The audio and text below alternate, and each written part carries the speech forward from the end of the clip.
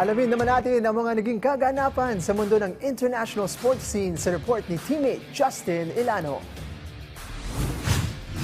Patuloy pa rin ang bakbakan ng mga koponan sa conference finals ng 2026 NBA playoffs ngayong araw. Tabla na ang bakbakan ng San Antonio Spurs at Oklahoma City Thunder matapos makabawi ang OKC 122-113 sa Game 2 ng West Finals. Hindi nagawang pigilan ng Spurs defense ang reigning MVP na si Shai Gilgeous-Alexander matapos ang 30-piece nito kasama ang 9 assists, 4 rebounds at 2 blocks. Katuwang ni SGA ang Thunder Energy guy na sina Alex Caruso at Isaiah Hartenstein na parehong nagbigay ng game-altering performances para tuluyang itabla sa all-one ang serye. Sa kabilang banda, kinulang naman ang daladalang double-double ni reigning Defensive Player of the Year Victor Wembanyama at 25 markers ni San Antonio Stars Stephon Castle. Samantala, tutungo na ang serye sa San Antonio, Texas para sa Game 3 na gaganapin bukas alas 8 ng umaga, oras sa Pilipinas.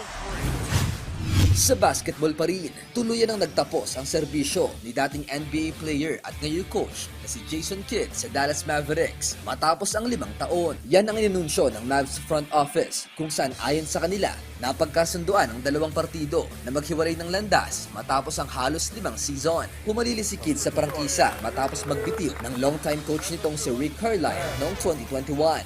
Tumulong din ang 53-year-old sa 2024 NBA Finals run ng Dallas kasama sina star guards Luka Doncic at Kyrie Irving.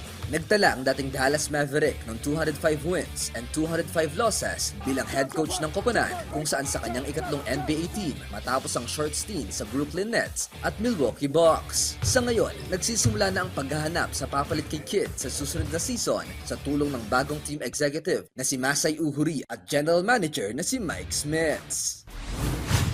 Sa football, muling magbabalik sa rurok ng English football ang Arsenal matapos makuha ang kauna-unahan nitong Premier League title sa loob ng humigit kumulang 2 dekada. Kinoronahan ng Gunners nitong Miyerkules nang hindi magawang matalo ng second seed na Manchester City ang Bournemouth para mahabol ang huling 4 na puntos nito sa 38-game season ng double round robin format ng liga. Nakakuha ng 82 total points ang Gunners, hawak ang kartadang 25 wins, 5 losses at 7 draws, habang 78 points naman ang naitala ng Citizens para sa regular season record na 23 wins, 5 losses at 9 na draws. Matatanda ang ilang taong naging runner-up ang North London club matapos mahabol ng City at Liverpool ang points total nito noong nakaraang 2023, 2024 at 2025 seasons. Ito na ang ika-14 na English title ng koponan at ang kanilang kauna-unahan magmula noong panahon ni French football manager Arsene Wenger noong 2003 to 2004 season.